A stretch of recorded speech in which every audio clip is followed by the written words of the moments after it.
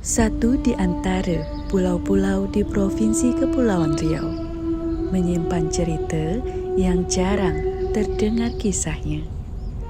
Kecil tapi menyiratkan banyak makna bagi orang tempatan. Ini dia, Pulau Kelong.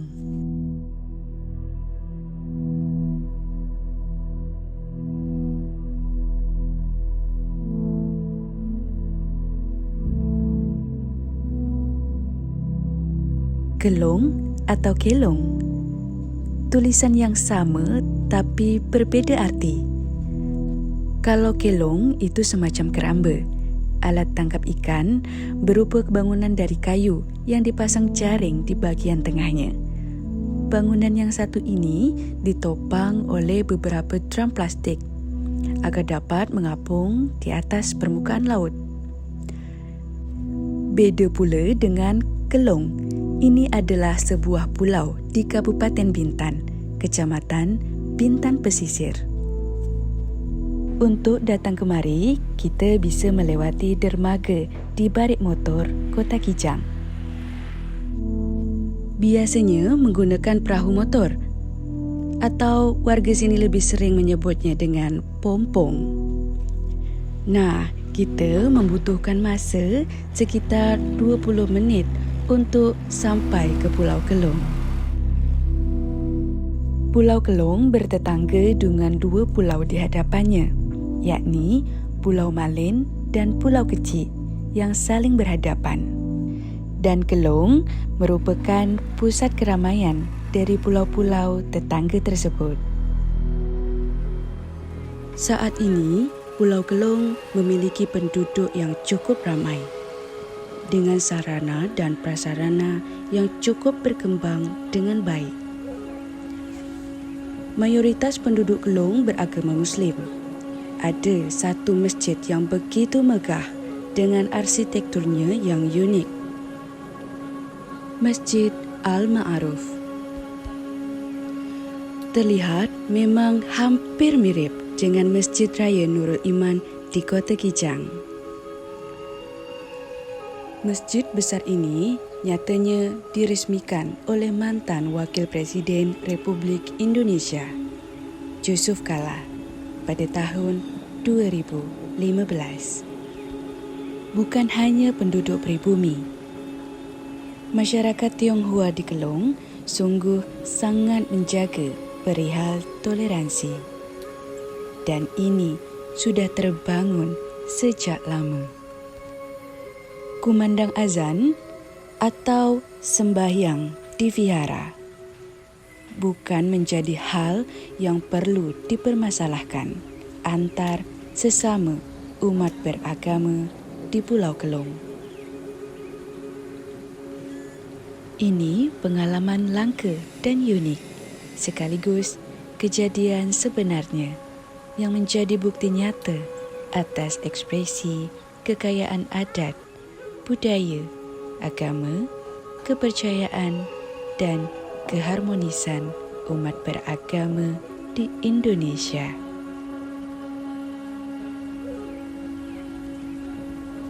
Pemukiman masyarakat di Kelong bertempat di pesisir dan hampir 98% rata-rata tinggal di pesisir barat Pulau Kelong.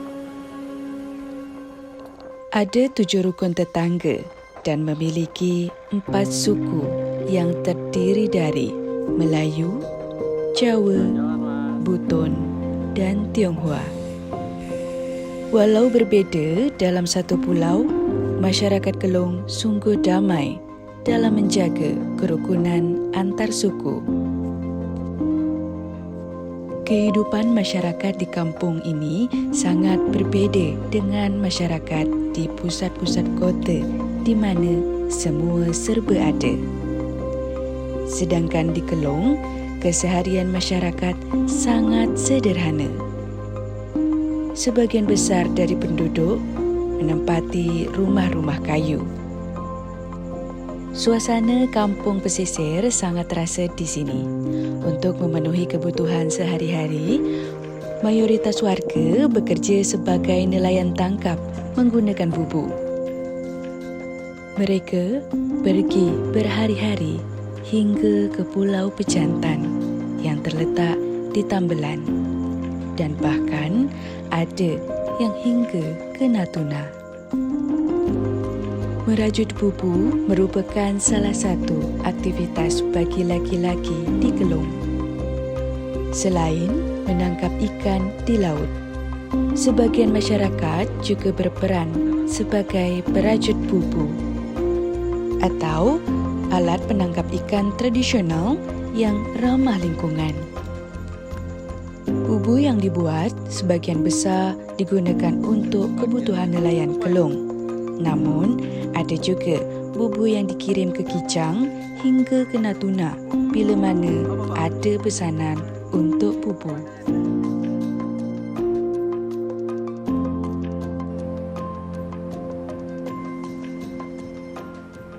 Pulau kecil ini juga menyimpan cerita. Konon, pada zaman dahulu, Pulau Kelung merupakan pulau yang bertempat sangat strategis, di mana perairannya menjadi jalur pelayaran kapal-kapal Portugis, Belanda dan Cina. Sehingga dari aspek perdagangan, ini sangat padat sekali. Konon juga hal ini pula yang membuat para perompak mulai melirik daerah ini. Apalagi di perairan Pulau Kelung yang masa itu sudah banyak didiami penduduk. Para perompak atau bajak laut berniat singgah atau bahkan ingin menjadikan Pulau Kelung sebagai markas mereka. Namun, penduduk yang mendiami Pulau Kelung tidak menginginkan hal itu. Mereka akan beramai-ramai mengepung atau menggelung dalam bahasa daerah. Sehingga semua rencana para perompak itu selalu dapat digagalkan. Seiring berjalannya masa, penyebutan menggelung atau mengepung ini lama-lama menjadi sebutan Kelung. Nah, nama ini hingga sekarang menjadi nama Desa Kelung. Bahkan menjadi ibu kota Kecamatan Bintan Pesisir. Dari cerita turun-menurun, masa itu juga ada seorang panglima yang gagah perkasa bernama Panglima Hussein. Panglima inilah yang memimpin para penduduk untuk mengusir perompak atau bajak laut. Alkisah kekuatan Panglima Hussein berasal dari tembung atau nipung. Dari cerita orang-orang tua dulu, pada waktu perang, saat mengangkat tembung, ia merasa tembung tersebut sangatlah ringan sehingga tidak bisa diangkat. Supaya berat, diberikanlah tembaga di ujung dan pangkal tembung, yang nyatanya masih belum seimbang. Bagi orang biasa, ini merupakan hal yang sangat pelik, kerana biasanya membutuhkan 2 orang untuk bisa mengangkat tembung tersebut. Tapi itulah kehebatan Panglima Hussein. Keberadaan Panglima Hussein masih dipertanyakan hingga kini. Ada yang mengira makam Panglima Hussein berada di belakang sekolah SMP Pulau Kelung. Namun, ada juga yang berpendapat makamnya berada di Sungai Buta di belakang Pulau Kelung. Banyak orang yang melihat makam bernisan pohon nibung di Sungai Buta itu.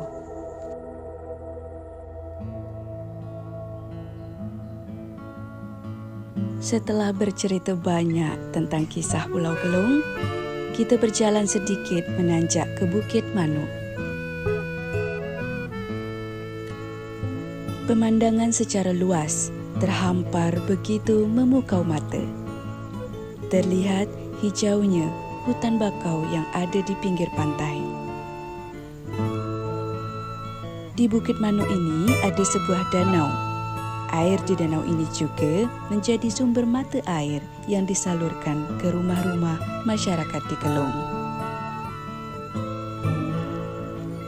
Sekitaran Laut Pulau Kelung kadang menjadi pilihan oleh para pemancing sebagai spot memancing terbaik karena ikannya juga cukup besar-besar di sini. Selain itu, wisatawan juga bisa melihat lebih dekat adat dan istiadat dari masyarakat yang menghuni Pulau Kelung. Tempat wisata di Kepulauan Riau ini memang membutuhkan lebih banyak lagi sentuhan dari pemerintah agar lebih banyak juga pengunjung yang berdatangan ke Pulau Kelung.